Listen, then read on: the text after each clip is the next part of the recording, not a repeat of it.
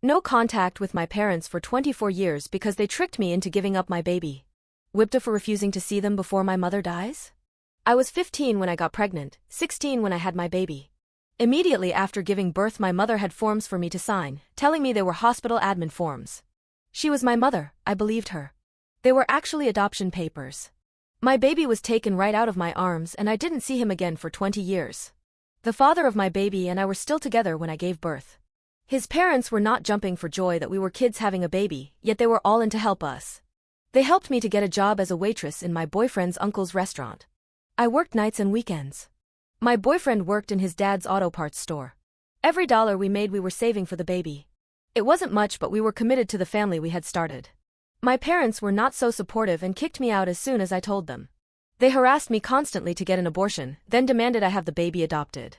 Once my dad attacked my boyfriend on the street, and my mother accosted his mother in the middle of the mall. I stopped talking to them for months. Then one day they called and said they had a change of heart, they didn't want to lose me and the baby. I was wary but hopeful. My boyfriend's parents encouraged me to give them a chance. We all regretted it in the end. When I went into labor, I was at my parents' house. They took me to the hospital. They told me they couldn't get a hold of my boyfriend or his parents. They promised me they would keep trying until they got someone on the phone. They lied. I left that hospital heartbroken and betrayed. I went to my boyfriend and his parents and we grieved together. Days later, my parents had me taken from their home and forced back to their house. I ran away, they dragged me back, again and again. They finally let me go when I tried to unalive myself. I hated them, I never wanted to see them again. When I was 22, my boyfriend and I got married. It wasn't a grand event. We were married at the courthouse, then went back to my in-laws for a backyard barbecue reception. A year later, we welcomed our second child into the world. The trauma from the events of the first time I gave birth hit us both hard, especially my husband. I would not have had it any other way, but he still demanded to be in the delivery room with me. I wanted my Mil there with us too. His dad and siblings waited on guard in the waiting room and outside the hospital. Overkill? Maybe, but we felt safer knowing there were people there for us, making sure nothing happened. I have given birth to a total of 4 babies. We love each and every one of them, and yet our hearts ached and yearned for our firstborn. Every day I thought of him and hoped that he went to a good family that loved him. Every year on his birthday, my husband would buy him a Matchbox car and I would bake him a rhubarb sponge pudding. We had no idea if he even liked rhubarb sponge pudding and Matchbox cars, or if he even knew what they were, but we did it anyway. My husband isn't a fan of cake, so I imagined our son also wasn't a fan.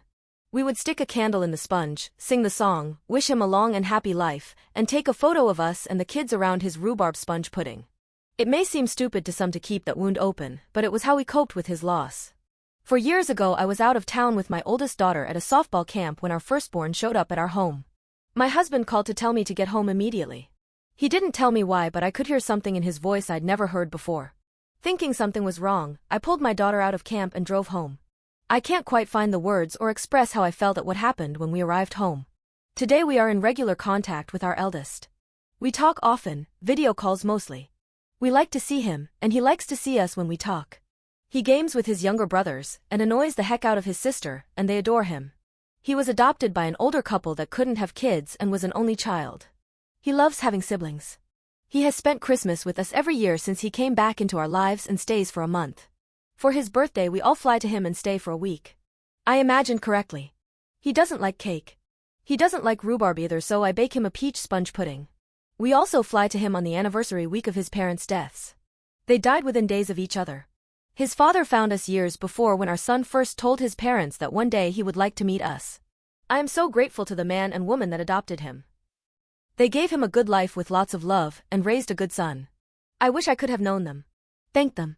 A few weeks ago my dad contacted my in-laws. My mother is dying. They have regrets and want to repair our relationship before she goes. Every part of me is against it. They can both choke to death on their regrets for all I care. There is not 1 ounce of me even a little bit willing to give them that. I hate them for what they did to us, for stealing our son. For taking him right out of my arms. All that time lost because of their cruelty and their selfishness. I hate them. My husband has no love for them at all, but he thinks it would be good for me to show them how well we've done. How good our life has been without them. He wants them to meet our kids. All our kids. He wants them to come face to face with the child they took from us. He wants to rub in their faces all they've missed out on and leave them with new regrets. I don't think they deserve to lay their eyes on so much goodness. But I think of my son and the good life he had. The good people that gave him that life. I can't say we would have been able to give him that. Who knows what life a couple of teenaged parents would have been able to provide. Maybe we would have had the life we have if we had kept him. Maybe not. My Phil says probably not. The people who mean the most to me vary in their opinions about the situation, but they know us. They know more of our history than I wrote here. I'm hoping for impartiality from Reddit. WIBTA if I don't give my parents a chance?